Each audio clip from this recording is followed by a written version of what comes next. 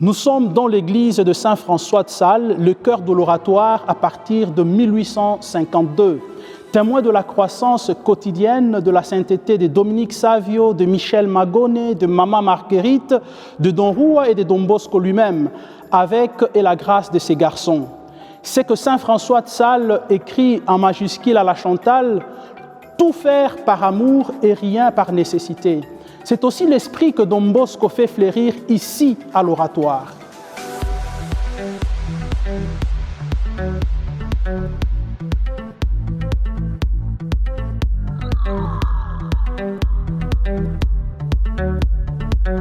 L'accompagnement de jeunes et de jeunes salésiens ouvre à la rencontre mystérieuse que la grâce de Dieu opère avec la liberté de chacun. La grâce signifie tout par amour. La liberté signifie rien par force. La liberté est en effet le seul moyen d'accéder à la vérité de la personne en vue d'une croissance qui implique l'ensemble de soi-même. C'est l'objectif de la 6e graine, la grâce et la liberté. Tout par l'amour et rien par la force. Nous sommes invités à imiter Dieu lui-même qui respecte notre liberté et qui est infiniment patient avec nous. Nous sommes invités à une formation qui atteint le cœur et devient transformatrice.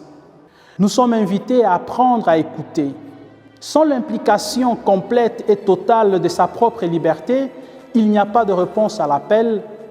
Le parcours vocationnel n'a même pas encore commencé. Dans quelle mesure l'environnement de la maison de formation dans laquelle je vis favorise-t-il cette pleine correspondance de ma liberté avec l'appel à la sainteté qui vient de la grâce et qui s'exprime par une ouverture sincère aux médiations qui me sont offertes? Quelle est la tendance au formalisme, aux relations tactiquement marquées par la peur et la complaisance, uniquement pour éviter des problèmes, de manière à passer sans trop d'obstacles d'une phase à l'autre? Comment l'expérience de l'accompagnement permet-elle d'apprendre l'art de l'écoute, de saisir combien la grâce de Dieu agit dans le mystère de la liberté qui se développe en chaque jeune?